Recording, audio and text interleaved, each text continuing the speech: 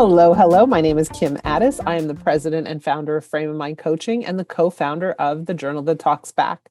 You have just stepped into the Frame of Mind Coaching podcast, and I'd like to introduce to you my incredible, amazing, unbelievably awesome co-host, Fernekotlyar. She also happens to be my daughter. Fernie, welcome. Hello, hello. For those of you watching online, don't you think we look alike? Just a little. Hello, how are you today? I'm really great. How are you? Also really great. I'm glad to hear it. Our energy's up. We're in the right zone. So it's a great day for a conversation. What are we talking about today? Yeah, so today I wanted to talk about that the idea of constantly needing validation. So you're at work and you work super hard, but you're doing it for kind of a reward, some award at the end of the year, some financial bonus, whatever it may be. That idea that you work for a reward and you're just never really satisfied until you get it. And then you get it, you're happy, and then you move on to the next one, the next big target, the next big recognition. Yeah. How do you kind of step off that treadmill? So are we talking about like a tactical or a tangible sign of your achievement? Or are we talking about validation from others? Like, your boss who gives you a high five or who says, good job.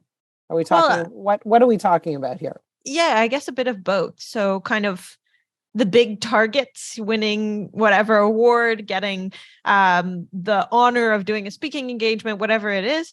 But along the way, because those are kind of big steps, along the way, little recognitions like great job or, wow, that was incredible. Or at the end, you give a presentation and someone gives you feedback and you want to hear positive feedback. Sure, some construction is helpful, but you need that positivity. Otherwise, you kind of feel really bad about yourself. You think everybody doesn't like you.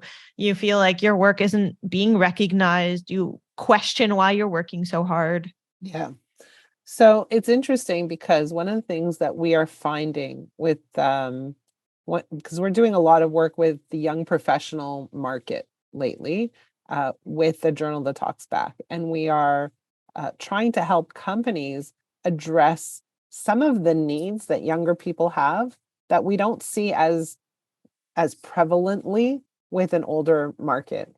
And so it seems that young professionals have a much, much higher need for that validation. They have a higher need for recognition. They want their work to matter, but they want somebody to tell them that their work matters. And when they don't hear that positive feedback or any feedback, it really hurts them. It really, really bothers them. And so what we're trying to do is help organizations or leaders in organizations recognize the need for that validation. Having said that, you're about to say something? Yeah, I was going to ask, do you have some sort of prediction of why that might be? You can say no. I mean, what we see is that young people deal with a lot, right? There's a lot going on. Social media plays a huge role in designing and cultivating their own self-image of what is going right in their world. And so they're receiving all these inputs, and all of those inputs serve to, they create chatter in their brain. There's a lot of chatter in a young professional's brain, and a huge amount of that chatter is self-evaluation. Am I doing okay? Am I liked? Am I valued? Am I fitting in? Am I good enough? Am I smart enough? Am I attractive enough? Am I tall enough? Am I thin enough? Right? So there's this constant chatter going on in their brains. And I would say we all have chatter, but for a young professional, we see that it's elevated. It's at a higher level.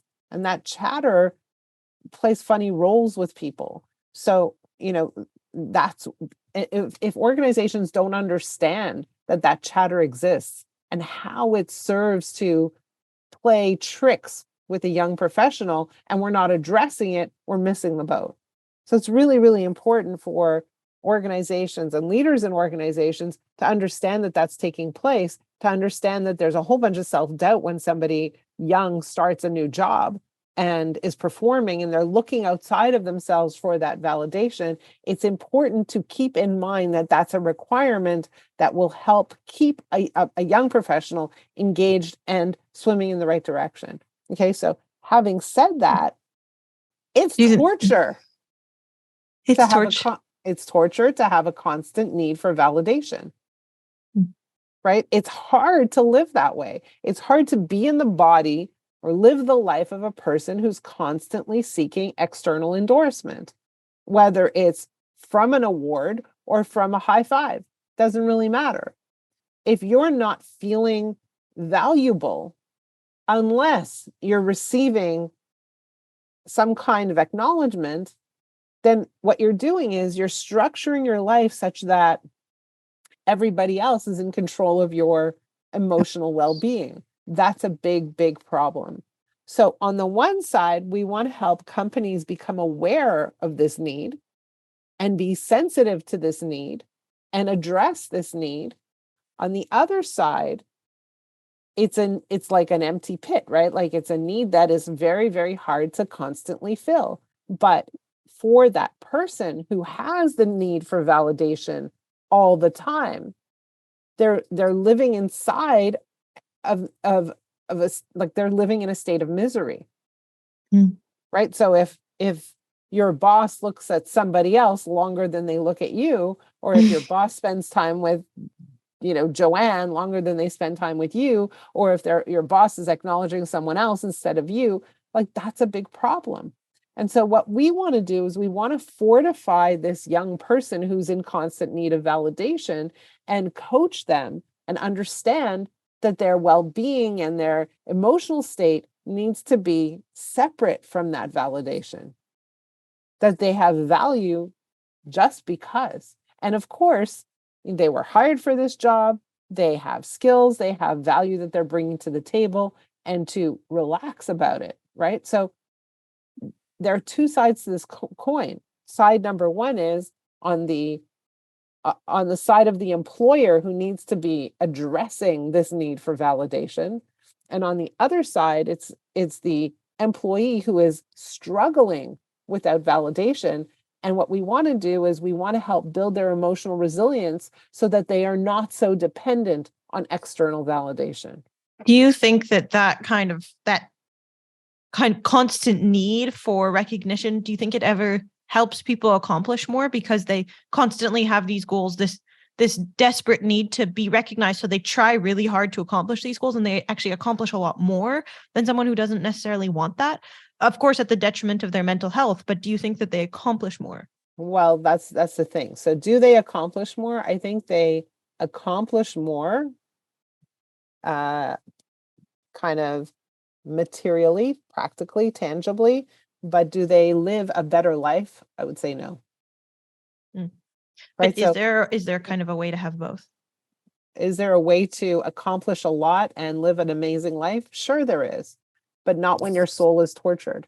If your soul is tortured because you're not getting the validation you want, your life is not in the best place it could be.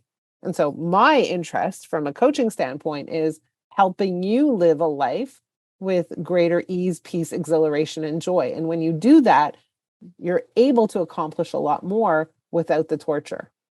That's the goal. So do you need to have that internal, friction, that dis-ease in order to accomplish a lot? I would say no, you don't have to have it. You need to have drive. You need to have ambition. You need to have a focus. You need to have resourcefulness. You need to have all of those things. Do you need to have internal strife? I would say no. Absolutely. So let's say you were coaching somebody like that, what would kind of be the first steps to tackling this issue?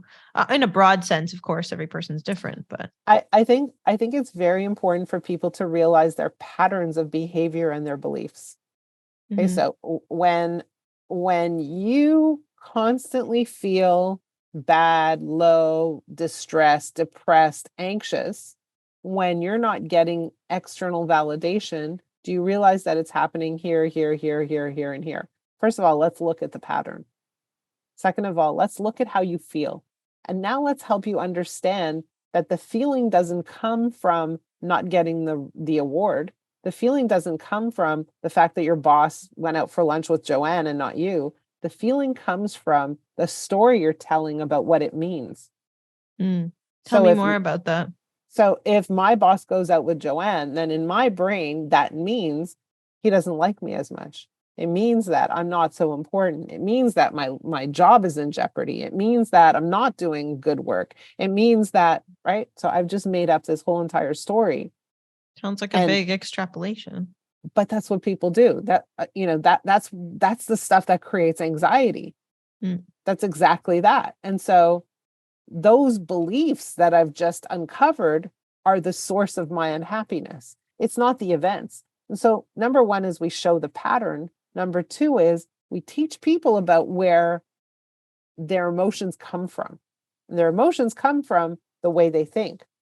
Their emotions do not come from external events. Interesting. Right. And so how do you shift their thinking? We empower them to say, hey, like, you're always feeling bad. Wouldn't it be great if you felt less bad? Wouldn't it be great if you were in control of how you felt instead of your boss? And I'm just using this as an example, right? And so everybody wants that. And so now they're tuning in, they're paying attention. Absolutely. So to kind of sum up what we've spoken about today, the overarching question was about that need for validation. How do we address that? Well, I guess on one side, you want to help companies understand what that need is and that it's really prevalent in a lot of people, a lot of young people in particular. And then on the other side, you want to help those young people kind of step out of that constant need, because they're really putting their emotional well-being in the hands of somebody else, in the hands of those that give them that validation. But I just wanted to add that, or ask, I guess, is it really just young people, or is it? It's not just young people. It's all people. It's a lot of people. Some people have a higher need for validation than others, but we find that right now young people have a heightened need for validation. Okay. Right. So, and really the thing is that when you learn the mechanics of emotions, like when you start to understand that your emotional state is self-driven, you're in control of it, it's in your hands, it's a game changer. It empowers you. It gives you the strength to create more of what you are wanting in your life. But if you don't understand that and you don't know how to take control over it, then you're left with that feeling of internal torture. And we really don't want people to live a tortured life. We want people to live a wonderful life, feel good in their skin. Yeah, absolutely.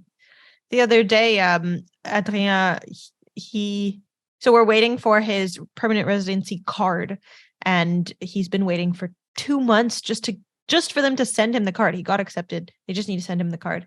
And we just heard yesterday that they rejected his picture because he was smiling too much when he really, or because he didn't have a neutral expression when he really wasn't. And he told me, and he just he didn't react. He's just like, so I sent them a new picture immediately. And I'm like, but aren't you upset? He's like, I don't have time for that. I was shocked. I was like, I would be so upset, just really, really upset. And he wasn't at all. And I was so impressed. And one day I'd like to get there. Good. He's a good influence. Way to go. Absolutely. Tell him I gave him a high five for that. Okay, I will. He'll need that validation. I'm kidding. Anyway.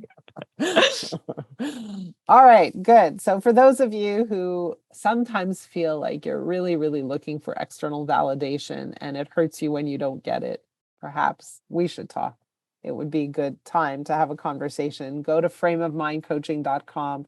We have a link there that enables you to schedule a call with me, actually. So do that. I would love to talk to you. Again, frameofmindcoaching.com. If you want to reach me directly, it's kim@frameofmindcoaching.com. And how do they reach you, Fernie? Please email me. That's fernekotlyar@live.com. All right. Amazing. Thank you guys. We will see you next week. Have a great week. Bye. Bye.